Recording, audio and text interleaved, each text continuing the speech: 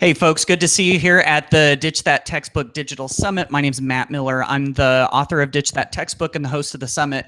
And I am joined here today. This is going to be a treat. This is going to be really nice. Joined here today by Dave Burgess. And Dave is the author of the wildly popular, I think I can safely say, wildly popular book, Teach Like a Pirate, and has been all over the country sort of presenting and spreading the message and everything. Dave, so excited to have you on here. You want to tell them just a little bit about who you are and what you do these days?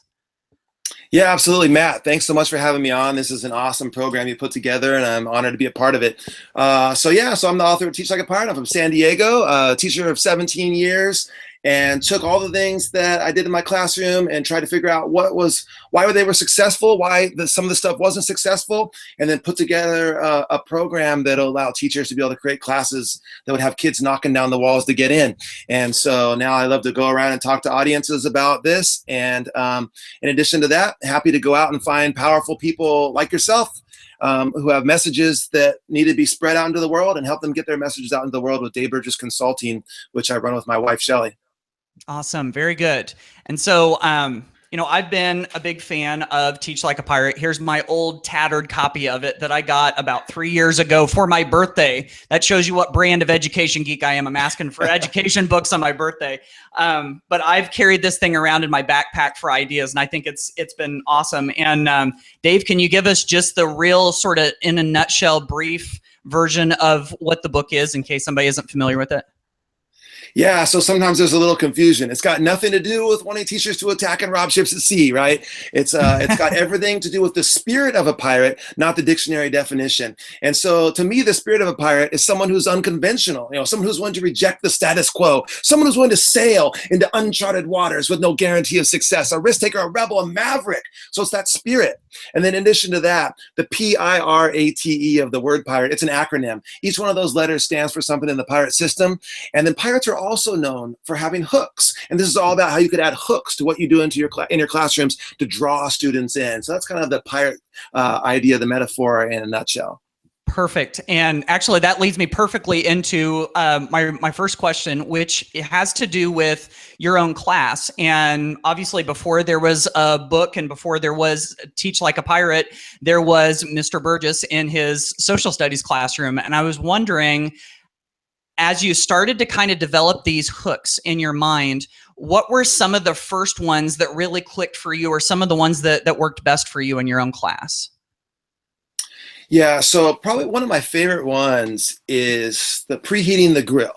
And so this comes from I have a barbecue analogy in the book that has, many different levels to it. But this is that, hey, I don't put my steak down on a cold grill. Right? I preheat my grill. Like if you drop your steak down on a cold grill, nothing happens, right? But if you drop your steak down on a preheated grill, what happens? It sizzles, right? Well, we want our content to sizzle when we drop it. So the way that you preheat the grill in a classroom is mystery, curiosity, buzz, anticipation. Like what do they see when they come in that make them desperate to know what you're going to do that day? What do you say the day before that's going to make them interested in coming the next day? How have you sent messages to them that are like outside of school, even maybe, that are going to draw them into the message that you're giving? And so I love the preheated grill. I do not believe in putting content down on a cold grill because it's just got no sizzle. Yeah, absolutely. I've gotten I've been fortunate to be able to present a little bit on combining Teach Like a Pirate with technology. And that's one of my absolute favorite things to talk about is the way that we can do that we can preheat the grill. And one of the things that I always tell people as far as technology goes, one useful application I could find with that is to use Remind, which is that website and that app that you can use to send text messages out to your students. And I'm going, what kind of interesting, curiosity-provoking messages could we send out to our students by text message the night before to get them talking about it before we get into class? That's the kind of thing you're talking about, right? That's absolutely what I'm talking about. It's a great example. And you could use things like Instagram, you could use Snapchat, you could do all these different things, right? If you even just look at something like as simplistic as like a QR code. And a QR code with a message, like an engaging message over top that makes them seem like maybe they shouldn't see really what's beyond that QR code. The thing that's engaging about a QR code is sometimes you don't know where it's going to take you, right? It's so like what am I going to see when this pops up? And it makes you want to hover over it and see where it takes you if you're led into it the right way. So all these things, even through technology, like you're saying, you can preheat the grill.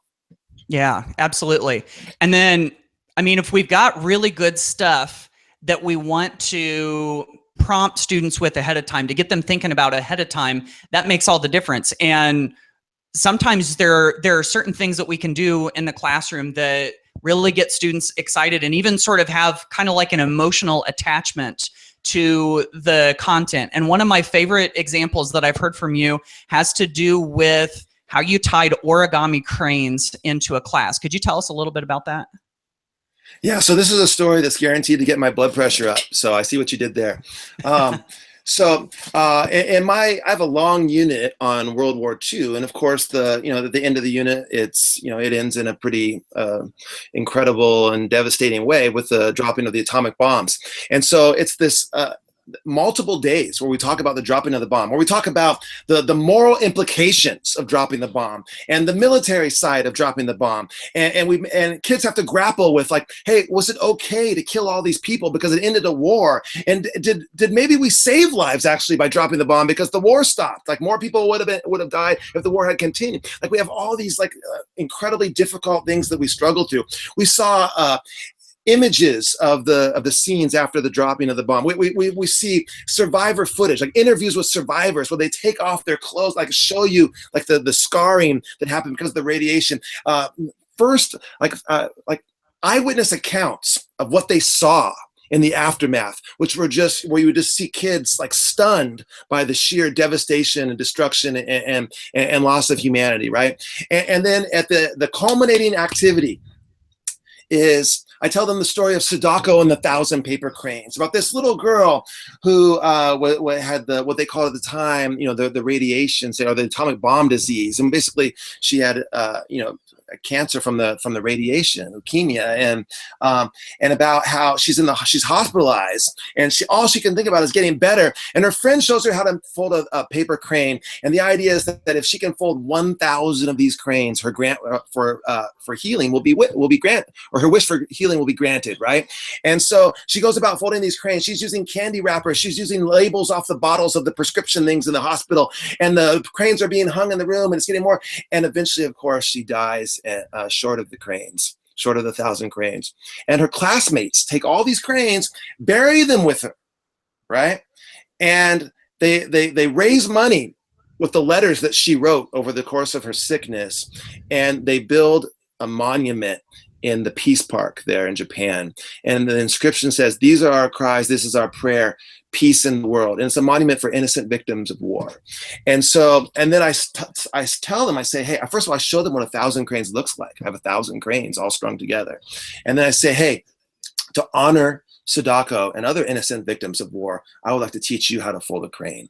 And I pass them out a square of paper, and we slowly go through the intricate process of folding a crane. And on this day, now I'm a person that's usually has kids laughing in class, and we're joking around, and I'm kind of a somersault cartwheel kind of guy, right? But on this day, it's very somber. It's not unusual to have kids crying in class on this day. And so halfway through the crane, the door swings open, and someone from the state accreditation team walks in, who's observing our school over these days, looks around, and then whispers to a kid in the back and says, "What class is this?" And the kid says, "U.S. history."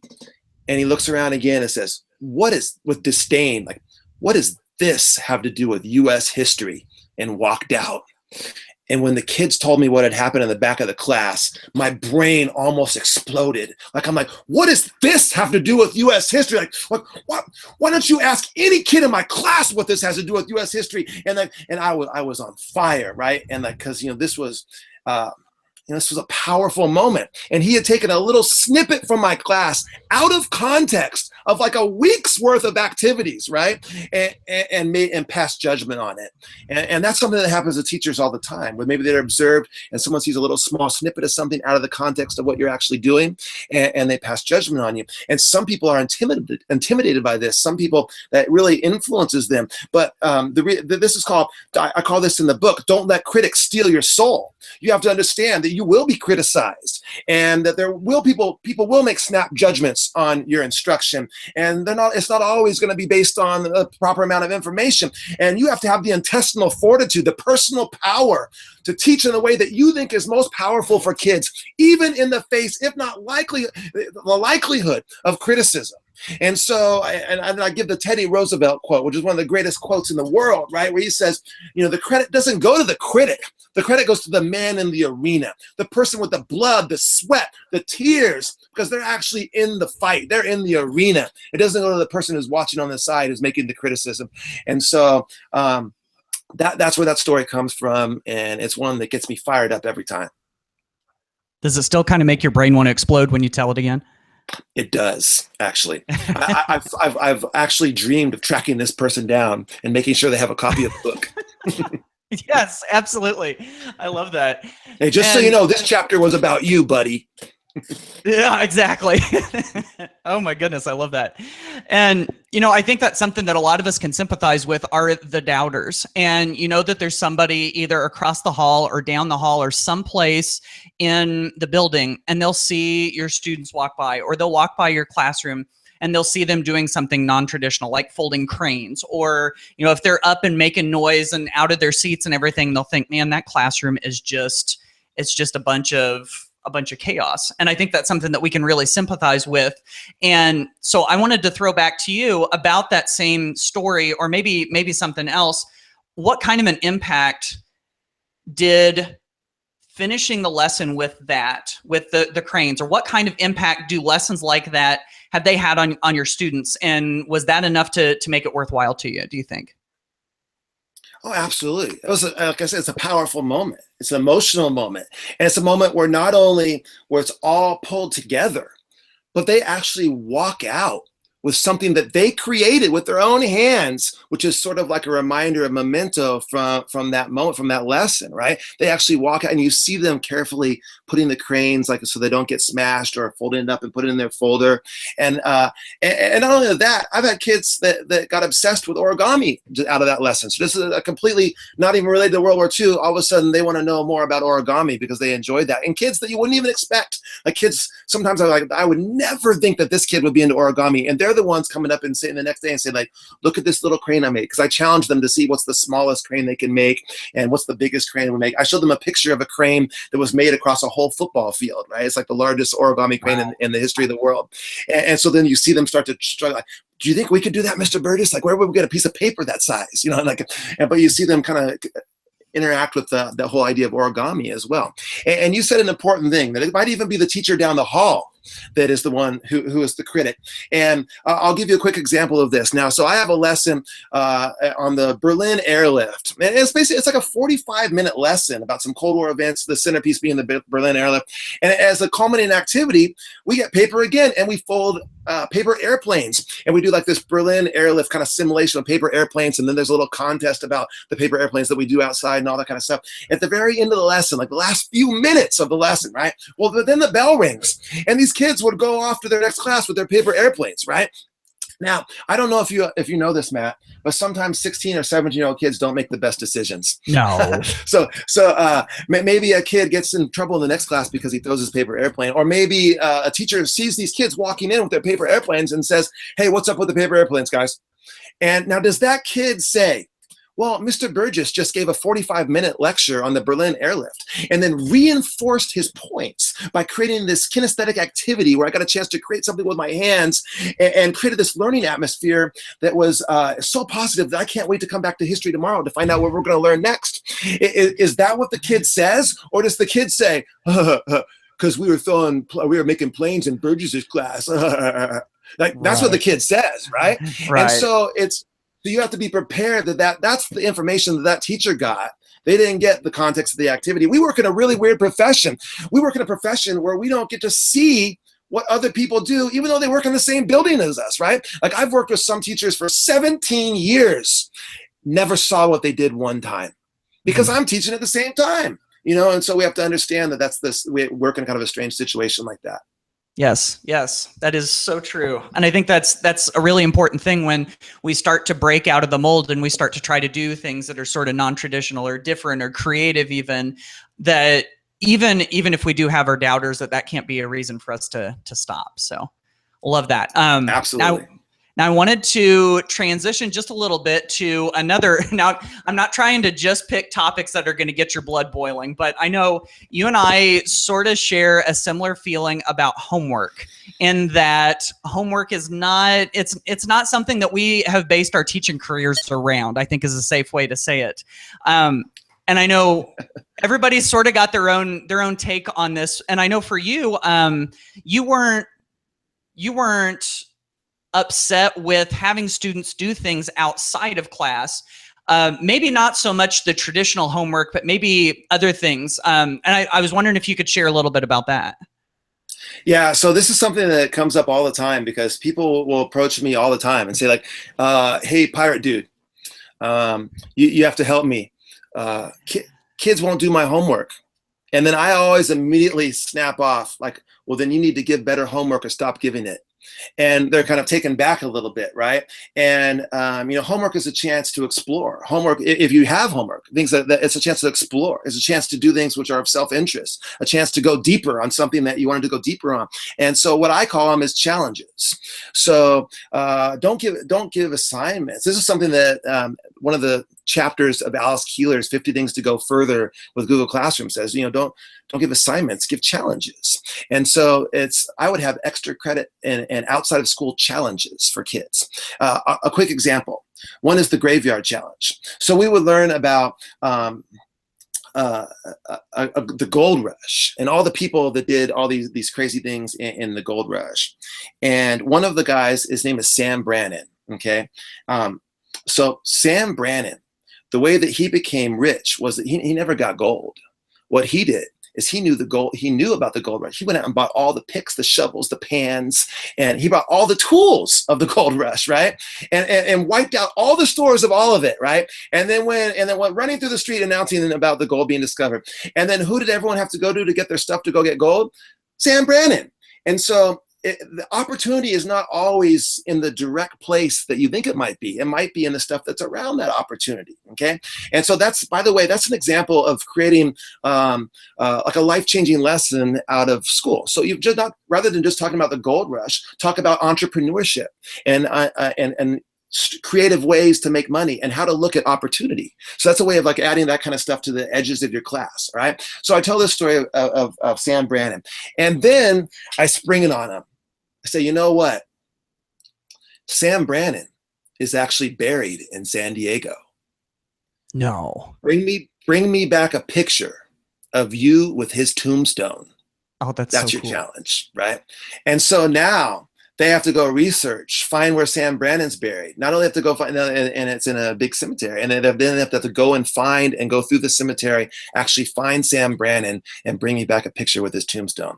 And so I have a whole file cabinet full of pictures. They would go in groups often, and, you know, like 10 kids, like around Sam Brannan's, you know, 5 kids, 2 kids. And I had one group of kids that say, do we get even more if we bring back the tombstone? No. Actually, I will have you arrested. Okay, I'll actually have you arrested. All right. No, and so this cemetery, by the way, they would know when it was my gold rush unit every year, because all of a sudden all these students would come looking for Sam Brannan. They come into the office and saying like, "Hey, can you help us find Sam Brannan?" And so, but that's an example of something that, like, kids were on fire. They couldn't wait to go find. Like, that's creepy, right? And it's kind of was towards the end of the like beginning of the year, and it's like kind of a Halloween period too. And so now they're going to be traipsed around this cemetery looking for this Sam Brannan guy from the gold rush. And so that's something that they would love to do. I'll give you another example. During my 20s unit. I talk about the impact of the automobile and Henry Ford and all that kind of stuff like that. And so one of the things I say to them, I say, hey, you know, actually we're going to go down to the beach, and there's like an automobile museum that I want to show you down there. But I need to kind of get the timing right of this. So like if we leave like right at the start of the day, I want to make sure everyone's back in time for the buses and all that kind of stuff like that. Their sports and extracurricular activities. Like, how long do you think it would take to get down to the beach? And then the kids are saying like, oh, 20 minutes, 25 minutes, or no, like I can get there in 15. Yeah, but you speed, you know, but all this. So they have all this little debate, right? And we put all the guesses on the board. And I say, God, like, I don't think you guys understand. We're walking. And they're like, and you just see the whole class going, walking, like that. No, you couldn't do it. Like, it's too far. Like, you can't walk that far. Like, it would take all day. No, I could probably do it in 7 hours. Like, no, it would take at least 12 hours to walk to the beach. Like, I don't think it's even possible. Like, can you even walk from here to there? Like, is there even like a road that can get you there from here? Like, people, they have all these debates. And I say, you know what? Let's find out. I challenge you. This is Mr. Burgess's March to the Sea. Come to school on a weekend. Touch my door. Start your stopwatch, and then put your hand in the ocean on the other end and tell us how long it takes, right? And then kids, the first year, one group went. They had 4 guys that walked, three guys and a girl walked, and a couple of people in a support car with like sandwiches and water and stuff, right? and so, and by the time they got down there, it took them, I think the first group, it took them like 10 or 11 hours. And they put their blisters on their feet, like crazy stuff, right? Like, and like, I mean, there's all kinds of stories behind this. And then I met them down there and got them pizza at the end, right? And so, nice. But then it started to grow and build, and people started to come and say like, hey, when's the March to the Sea? And I said, don't worry, it's not yet. That's second semester, right? So then they're waiting for the March to the Sea, and then I spring the March to the Sea. They would form teams. They would make T-shirts. Like, they would actually have T-shirts. They would have, so like it was the Bull Moose Party. Like, a whole group of kids were the Bull Moose Party and went. They were like the Ninja Turtles. They have like these green shirts and like have little like costumes and stuff. Some of them, and they would get into these wild outfits that would draw all sorts of attention, right? And they would go in groups of 5, 10, 15, as big as 20 people in a group going to and making this walk. They would go and touch my door. Sometimes I would meet them in the morning with donuts and stuff like that, and then send them off on their way. I would try to pass them a few times, and they would time it. Now think about this. These are kids. Now, I taught a tough group of kids. Okay, this isn't the kids that are giving the graduation speeches at the end of the year. Okay, these are kids that typically they don't like school, but yet if you create the kind of environment where they feel a part of something, they feel a part of the community, where they're honored, they're validated, and you create something exciting for them that challenges them, that's of interest, then these are kids that will show up. They don't want to come to school on Monday through Friday, but they'll show up at 6 in the morning on a Saturday, touch that door, and walk 8 to 10 hours to the beach, right? And so that's the kind of stuff that you can get out of kids when you build that community and when you actually challenge them with something that's of interest. If it was easy, they wouldn't want to do it, right? It's like these Tough Mudders and these events where like there's electrical shocks and you have to like crawl through mud and over big obstacles, and you fall, and they have sprained ankles and they're limping their way to the finish line. And then at the end, they're like, when is the next one? Let's do this again, right? You're like, what do you mean? You just went through torture and you want to do it again? But yes, it was about being a part of something. It was about being with that group of your buddies, your friends. It's like they tell war stories after the walk to the beach. It's like, oh yeah, remember when so-and-so fell down and scraped his knee and we had to sop up the blood with the napkins from Jack in the Box and like all this stuff. And like they tell all these stories about these crazy things that would happen on this walk to the beach, and they'll never forget that, right? School is so forgettable for so many kids, but you can create stuff that's amazing for them. Yes. Oh my goodness. Yes, absolutely. I want to go do the March to the Sea now. I got to get all the way over. I got to get all the way over to San Diego one of these days though to make it happen. So that would be a pretty long march for you, Matt. Oh my goodness. Yes, that's right. Talk about unforgettable, right? That'd be like a Forrest Gump level march. Absolutely. Go big or go home. Let's go. Yeah, that's right. Okay, I'm leaving right now. See ya. No, okay, I'll do it later. So, some of the things we've been talking about so far are things that get kids excited and engaged and passionate in class. but it doesn't just have to be focused on the kids. And one of the things that I love that you say in your book is that we should be bringing our own passions, the things that we're passionate about ourselves as teachers, as real people, into the classroom too. And can you talk about that? Yeah, absolutely. So this is the deep, dark secret of education, and that we know that we're supposed to be passionate about everything that we do, right? But we're not passionate about everything that we teach.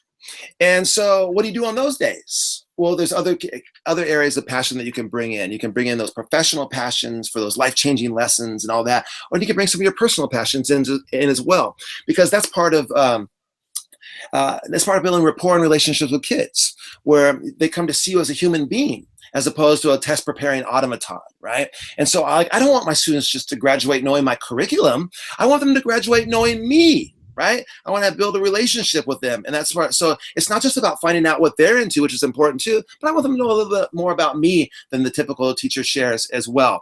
And so like Teach Like a Pirate actually is interesting, because there's not other educational books actually referenced in there. It's all stuff from outside of education drawn in. It's my background as a magician. It's my background in hip hop and rap. It's my background in as a coach. It's my background in marketing and entrepreneurship and success literature. It's all those things brought in, like how a marketer develops buzz for a new product. That's how I look at developing buzz for a new lesson. And so that's the thing that goes back to that preheating the grill thing, right? And so like my background in magic has influenced my showmanship and the way that I set up my staging in my classroom, right?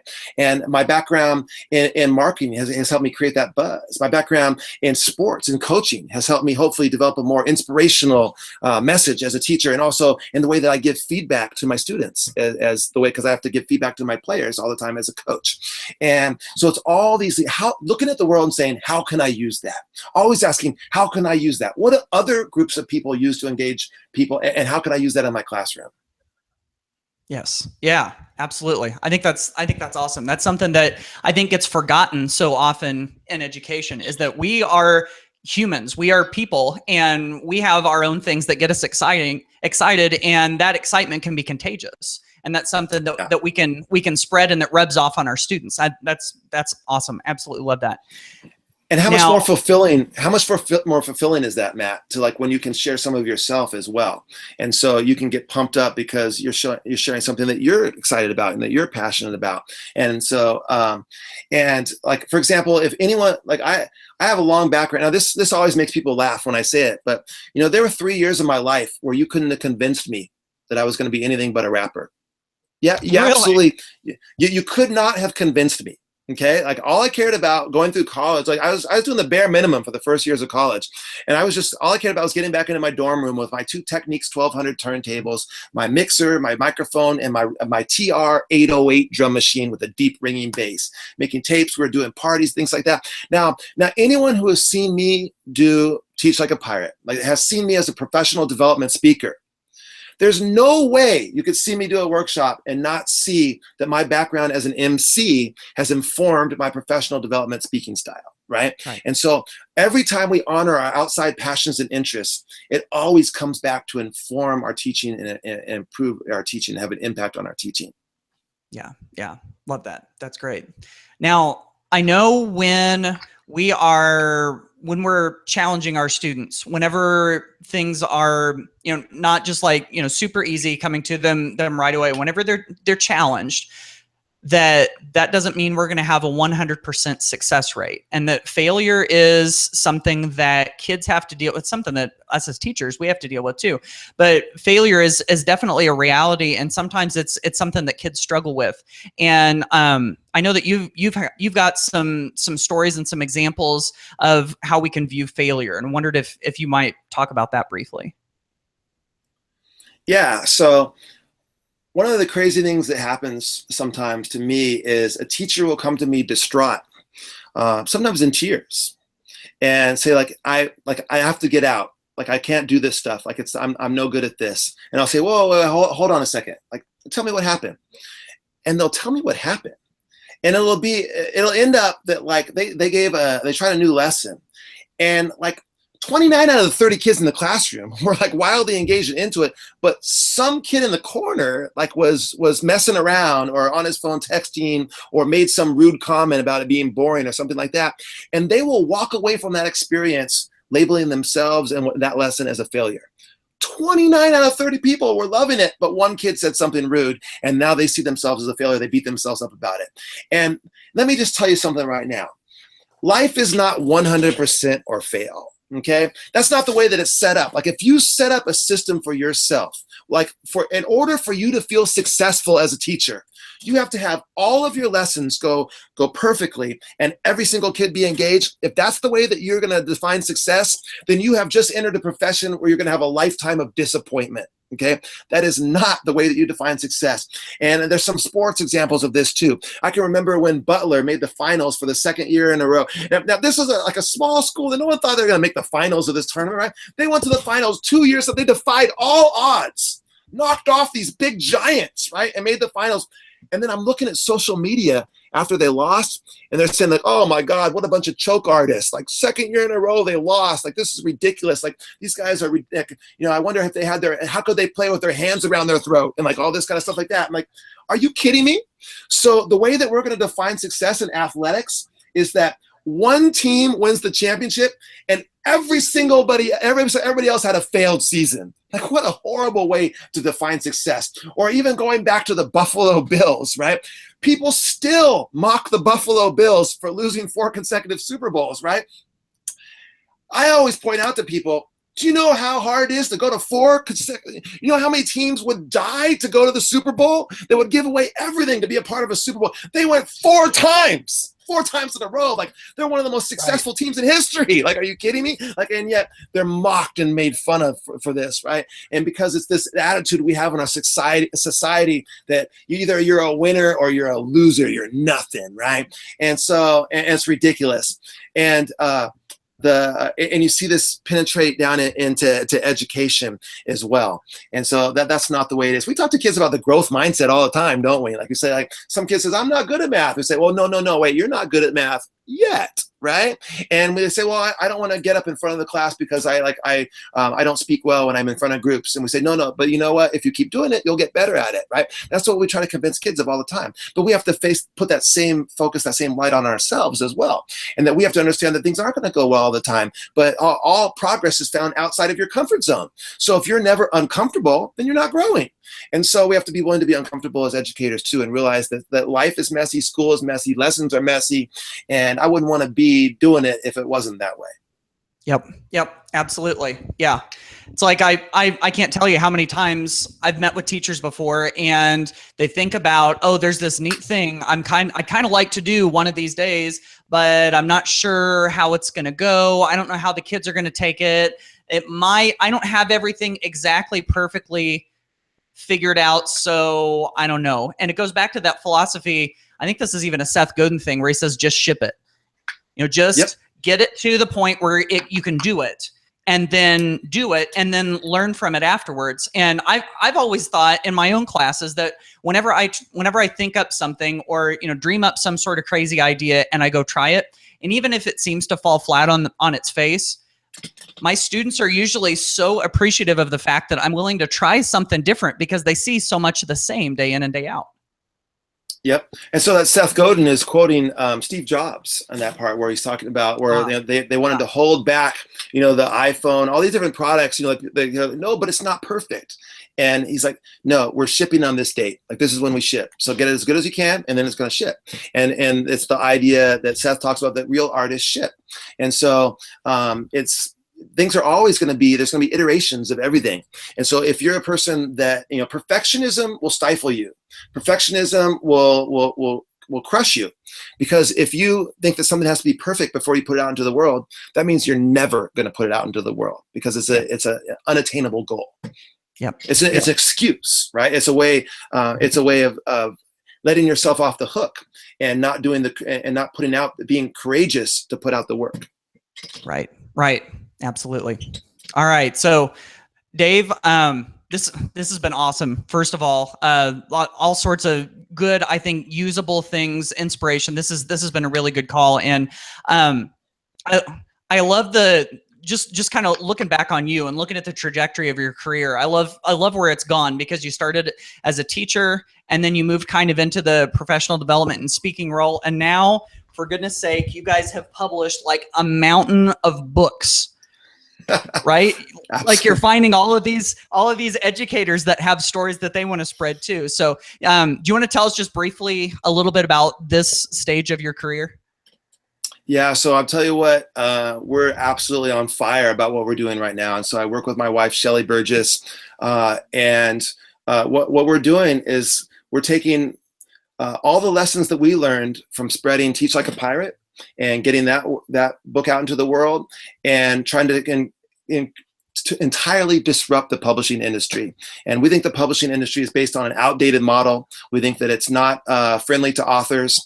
And so we have created an author-friendly model, which is completely disrupting everything, because what we do is we find practitioners, people that are actually out there doing this stuff and know of what they speak, and we free them up to write their stories, to write their manifestos, right? And so we're on fire about helping people like you and all of our other authors get their message out into the world. And some people think it's all about, like, so what do you, when I talk to other people from other like publishing companies, and they say, please tell me what you're doing to sell all these books. Like what kind of ads are you running, or what kind of marketing strategies are you using? And it's so misguided, right? That what they don't understand is that's not what we're doing. We're trying to spread a message. And when you try to spread a message, when you build a community, and when you support and serve that community, then the wonderful thing about the universe is that books sell too. And so that's what, we've had these conversations with all of our authors, like, don't try to sell your book, try to spread a message, try to build a community and serve and support that community, and then wonderful things will happen. Yes. Yes. Absolutely. I love that. And if anybody's interested in checking out these books, I think probably the easiest way to find all of them maybe is to go to daveburgessconsulting.com and click on that books tab.